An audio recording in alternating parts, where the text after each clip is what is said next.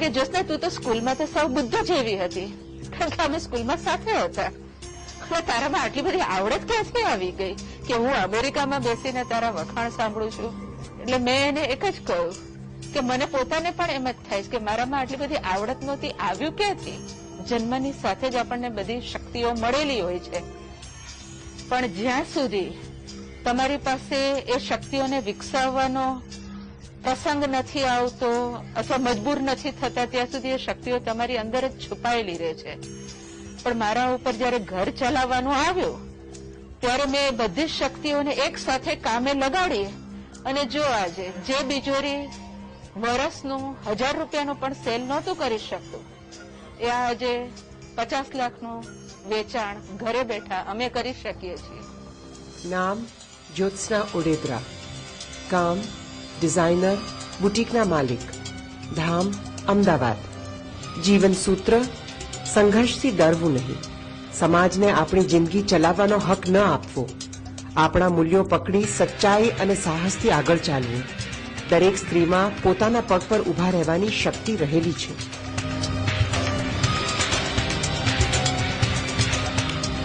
જન્મ તો મારો 1950માં પોરબંદરમાં થયો. 12-13 વર્ષ સુધીનું ભણતર બધું પોરબંદરમાં જ પૂરું કર્યું, એ કડિયા બગડિયા જે ગણાય એ. ત્યાં સુધી પછી ત્યાંથી ગુજરાત રાજ્ય થયું એટલે બાપુજી જરા રાજકારણમાં હતા એટલે અહીંયા એમને પ્રધાન પદ મળ્યું અને નવી મિનિસ્ટ્રીમાં એ આવ્યા. એટલે સાથે સાથે અમે બધા પણ પોરબંદરથી અહીંયા અમદાવાદ આવ્યા. મારા મધર તો પહેલી વાર પોરબંદરની બહાર નીકળ્યા હતા, જે 4 ચોપડી પણ ભણ્યા નહોતા, પણ એને અમને બધા અમે 6-7 ભાઈ બહેનોને એટલા સરસ રીતે મોટા કર્યા હતા કે અમને ક્યાંય પણ મૂકી દો તો અમે દુનિયાને કોઈ પણ ખૂણે પહોંચી શકીએ. એથી પાછું રાજકારણ બદલાયું એટલે અહીંથી ફેમિલી આખું ગયું પાછું પોરબંદર અને હું હોસ્ટેલમાં રહી ગઈ. એટલે ઝેવિયર્સ લેડીઝ હોસ્ટેલમાં રહી, સાથે સાથે ઝેવિયર્સ કોલેજમાં ભણતર કર્યું, HKમાં 2 વર્ષ કર્યું, MA કર્યું યુનિવર્સિટીમાં. જશવંતભાઈ ઠાકર જે આપણા ગુજરાતના બહુ જાણીતા નાટ્યકાર ગણાય, એમણે મને બોલાવીને કહ્યું કે છોકરી તું નાટકમાં કામ કરીશ? અને મેં કહ્યું કે મને નાટક વિશે કઈ ખબર નથી, તમે કઈ કહેશો તો હું જોઈશ, મારાથી પ્રયત્ન કરીશ. એમણે મને બીજે દિવસે મારી પાસે 2-3 નાટકની સ્ક્રિપ્ટ વંચાવી. પછી એમણે એમ કહ્યું કે અવાજ તો ચાલશે, અને બસ એના બીજા જ દિવસથી એમણે મને HKના જ હોલમાં અનસુયાબેન સુતરિયા અને નલિન દવે ને બધા અરવિંદ વૈદ ને મંસૂરી બધા જે ઘણા મારાથી આગળ પડતા આમાં હતા એવાની સાથે રિહર્સલ કરાવ્યું. અને રાયનો પર્વત અને પરિત્રાણ બંને ખૂબ જ સુંદર નાટક હતા. એમાં મેઇન રોલ એમણે મને આપ્યો.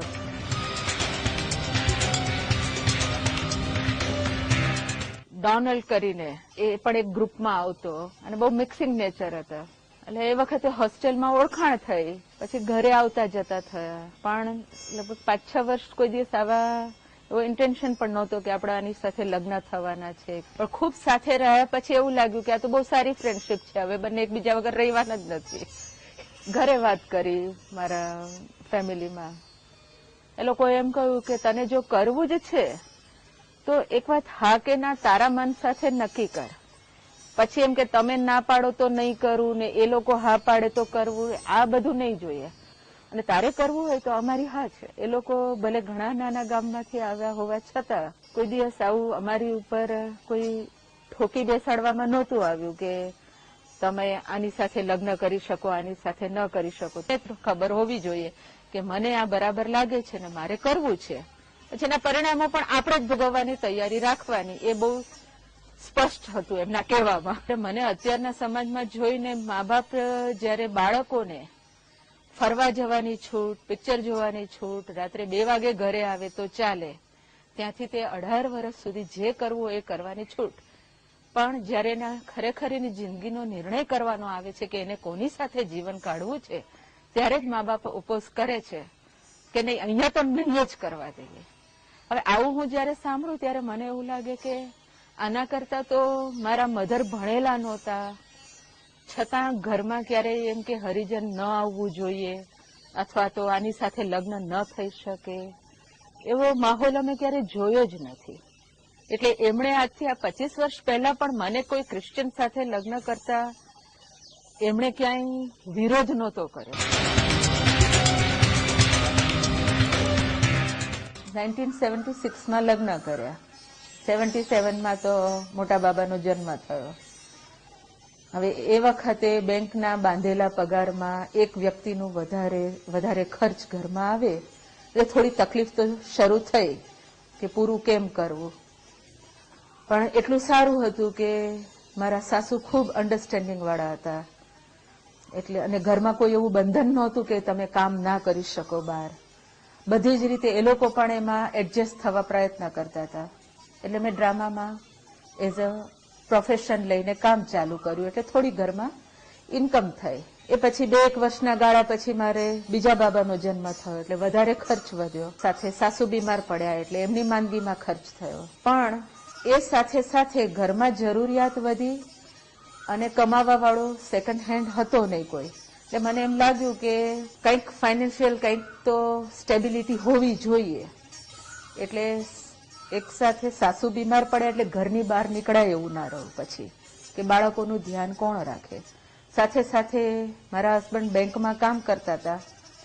એમને કોઈ જગ્યાએથી બિઝનેસ પ્રપોઝલ આવી અને એમણે બેંકમાંથી રિઝાઇન કર્યું. અને અમારા કમનસીબે કે 6-12 મહિનામાં એ બિઝનેસનું કઈ મટીરિયલાઇઝ થયું નહીં. એટલે કોઈ પણ જગ્યાએથી આવક આવતી સદંતર બંધ થઈ ગઈ.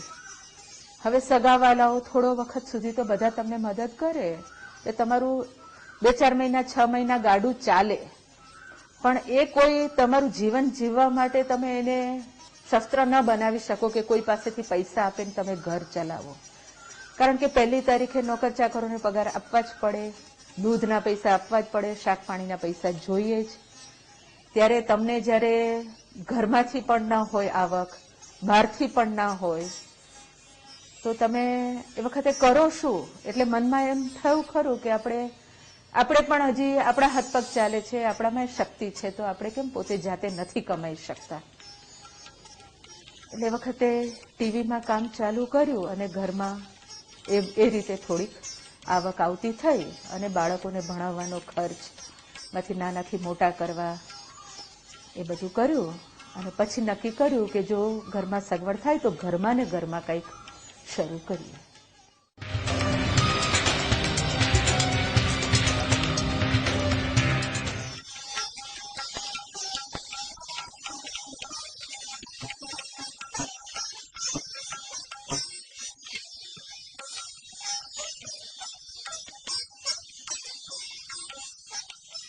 એવા વખતમાં અમારા એક મિત્રએ એક બ્લોક પ્રિન્ટિંગનું આખું સાડીઓ, નેપકિન વગેરે કરીને એક એક્ઝિબિશન કર્યું. એમણે જે ચાદરો બનાવી છે અથવા વેચાય છે એવી જો હું બહારથી લેવા જાઉં તો એ જરા મોંઘું પડે. તો મને એમ થયું કે આ આપણે પણ કરાવી કેમ ન શકે. મારી સાથે અમારા બીનાબેન એક સાથે હતા. એમના પણ બાળકો મારા જેટલા નાના ને ફ્રી જ બેસતા હતા. એટલે મેં કહ્યું કે ચાલો ને બીનાબેન આપણે કંઈક આવું કરીએ. અને અમે બંને એક 5-5 હજાર જેવી અત્યારે જે સાવ નાની રકમ દેખાય છે એમાં અમે એક આ બિજોરી ચાલુ કર્યું. હવે એ વખતે એક બેને અમને કહ્યું કે મારી પાસે 2500 મીટર કાપડ છે, અમારા કઝિનને ત્યાં પડ્યું છે અને પાવરલૂમની ફેક્ટરી એમની બંધ થાય છે, તો તમારે જોઈએ છે? બધું સારું, મોકલી દેજો તમે. હવે 10 દિવસ પછી જયારે કાપડની આખી એક ઊંટ ગાડી ઘરમાં આવી તો મેં કહ્યું ભાઈ આ શું લઈ આવ્યા તમે? એટલે કીધું આ તો તમે કાપડ મંગાવ્યું. મેં પણ આટલું બધું કાપડ મેં નથી મંગાવ્યું, મેં તો 2500 મીટર જ કીધું છે. તો એણે કીધું આ 2500 મીટર છે. શું મંજુબેન શું લઈ આવ્યા કામ આજે? ભગવાન. હવે આજે તો એવું છે કે પહેલા અમે બધું કામ જાતે જ કરતા હતા. કાપડ કાપવાથી મશીન ઉપર બેસવું, ટાંકા લેવા, ક્યારેક આભલા ચોળવા, બધું જાતે કરતા હતા. પણ અત્યારે તો અમારે મંજુબેન એટલું બધું કામ કરે છે છેલ્લા 9 વર્ષથી કે એમણે પોતે 40 બહેનોને રાખ્યા છે આ અમારું કામ કરવા માટે.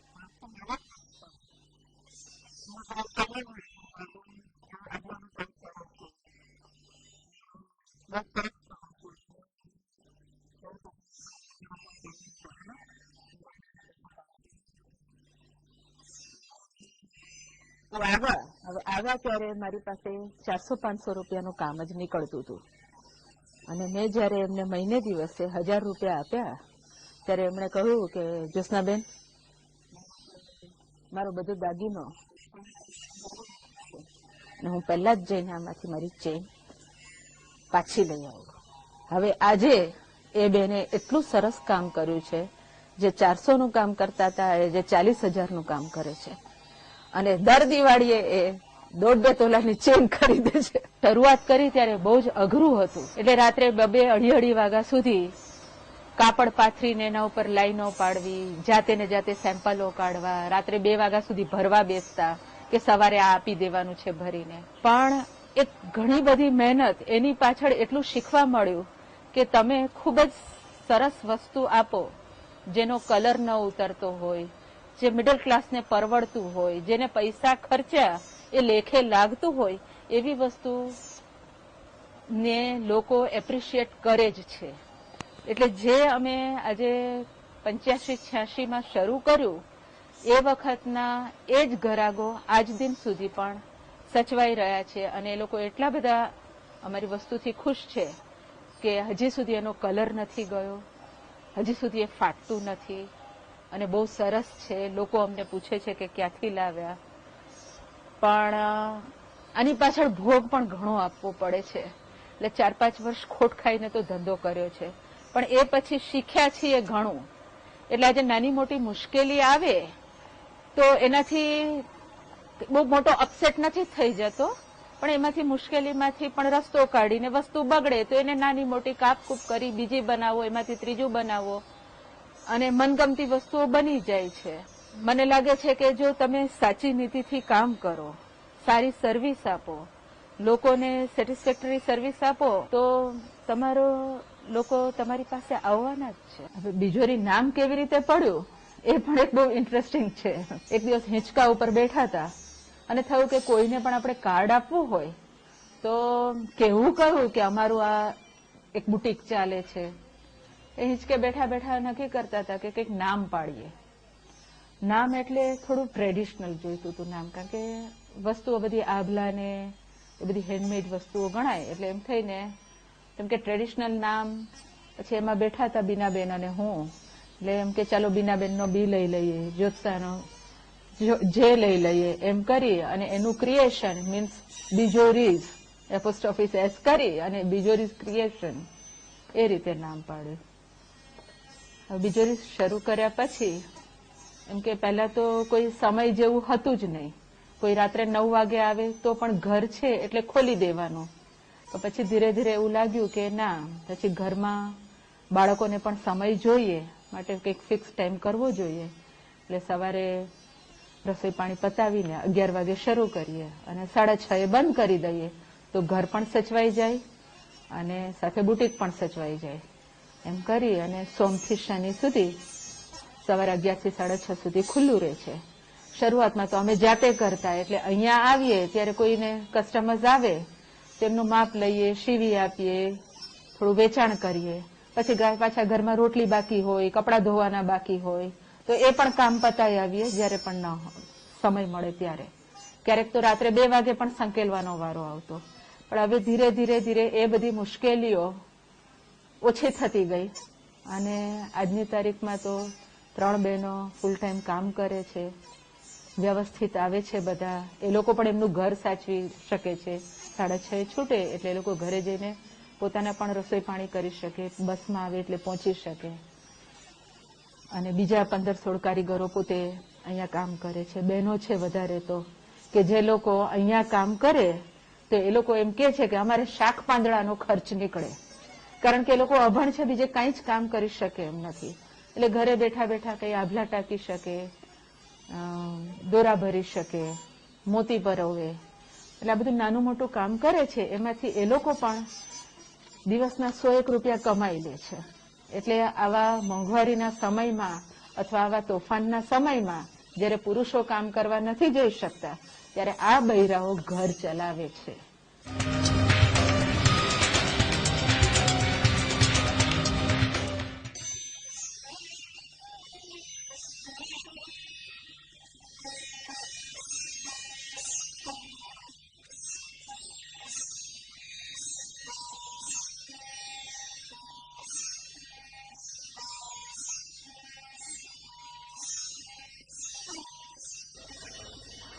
જો આમ તો બુટીકનું પણ કામ કરો અને ઘરમાં પણ થોડું થોડું બાળકોની સગવડ સાચવો તો બંને સાચવી શકાય એવું છે.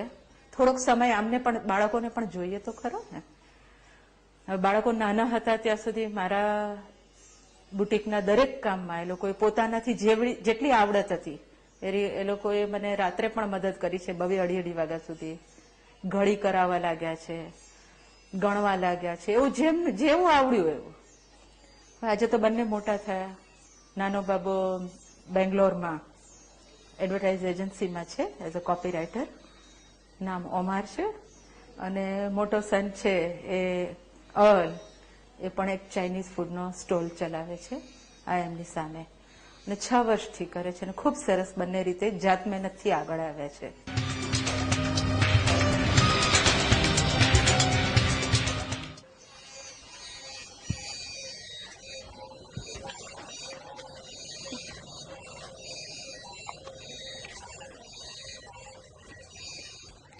બસ બિઝનેસ ફેલ થયો એટલે તો પછી અમેરિકા ગયા. તક મળી એમને, 4-5 વર્ષ રહ્યા. મને એવું લાગ્યું કે મારે ઘર ચલાવવું જ પડશે, કારણ કે અમેરિકાથી કંઈ ગયા પછી તરત કોઈ પૈસા મોકલશે અને ઘર ચાલશે એવું તો બનશે નહીં. એક મનમાં થામી લીધું હતું કે ગમે એટલી મુશ્કેલી આવે તો પણ ક્યારેય હાથ લાંબો નહીં કરવો. એટલે છોકરાઓને એક કહી જ દીધું હતું કે તમે ભૂખ લાગી હોય તો પાણી સાથે રોટલી ઉતારી દેજો, પણ ક્યારેય કોઈની સામે હાથ લાંબો ના કરતા. એવું છે કે પ્રારબ્ધે પણ સાથ આપ્યો અને ધંધો સારો ચાલવા લાગ્યો, બુટીક સરસ ચાલવા લાગ્યું.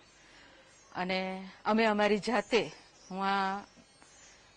એકલા રહ્યા પણ ખરા. છોકરાઓને 10મા-12માનું શિક્ષણ પણ આપ્યું, 10મા-12માનો ખર્ચ ટ્યુશનનો પણ ઉપાડ્યો અને બંને બહુ જ સરસ રીતે આગળ આવ્યા. જ્યારે અમેરિકાથી આઈ થિંક 98માં મારા હસબન્ડ પાછા આવ્યા. જરા અમારા બંને વચ્ચે મનમેળ એટલો નહોતો રહ્યો એટલે ધીરે ધીરે ડિસ્ટન્સ વધતું ચાલ્યું.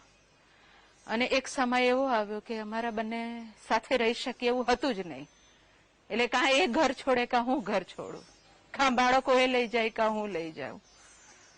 એટલે અમે એ ઓપ્શન બાળકોને જ આપ્યું કે તમારે કોની સાથે રહેવું છે.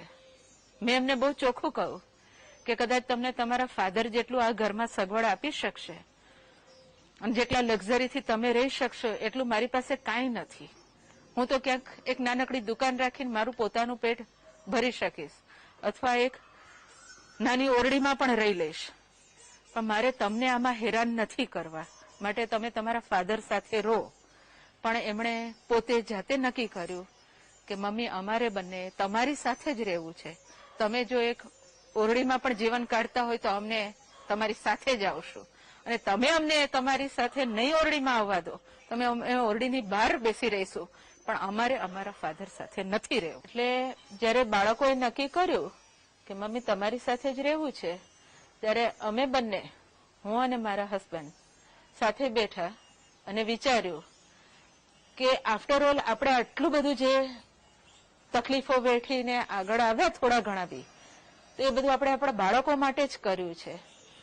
તો હવે શું કામ બાળકોને મુશ્કેલી પડે એવું કરવું. અને જ્યારે બાળકોને મમ્મી સાથે જ રહેવું હોય એવું નક્કી કરતા હોય તો પછી એ પોતે ઘર છોડીને જાય અને એને જે જગ્યાએ જીવન વિતાવવું હોય જેમની પણ સાથે તે વિતાવી શકે. અને બાળકો મારી સાથે આ જ જગ્યાએ રહ્યા એટલે મને મારું આ બુટીક ચલાવવાની પણ સગવડ રહે અને બાળકોનું પણ સચવાઈ જાય અને એમને પણ જેમની સાથે જિંદગી જીવવી હોય એ જીવી શકે. એટલે એવરીબડી ઇઝ હેપી.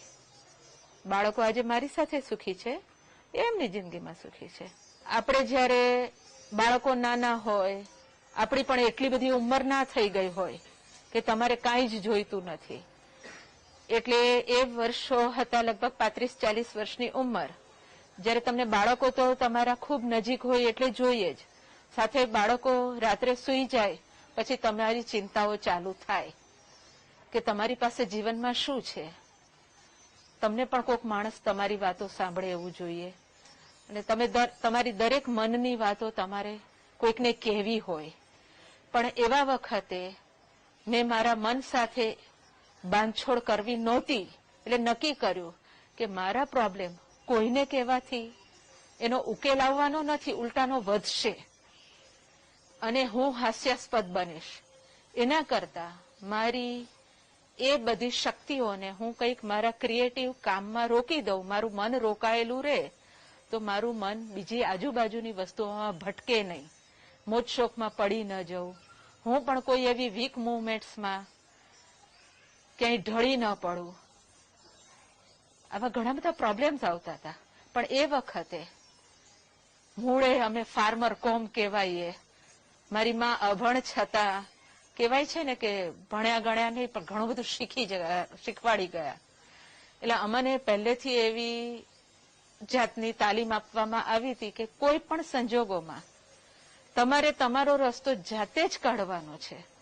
તમારા પતન માટે પણ તમે જવાબદાર છો અને તમારા સફળતા માટે પણ તમે પોતે જ જવાબદાર છો. એટલે મેં એમને યાદ કરીને કે ના, મારે જીવનમાં આગળ જ સક્સેસફુલ રીતે કોઈ પણ મુશ્કેલીઓનો સામનો કરીને જ જીવન જીવવાનું છે. એટલે એક માર્ગ નક્કી કરી નાખ્યો હતો કે ના, મારે મારા બાળકોને અને મારે જીવન અમારી જાતે અમારા પગ પર જીવવાનું છે. અને આ જ શિક્ષણ મેં મારા બાળકોને આપ્યું કે તમારે પણ તમારું જીવન, હું આજે હોઉં કે ન હોઉં, તમારે તમારા પગ પર જ જીવન જીવવાનું છે. એટલે એ લોકો પણ ખૂબ સરસ રીતે આગળ વધી રહ્યા છે. ભગવાન કરે ને એ લોકો પણ એટલી જ સફળતાથી આગળ જાય.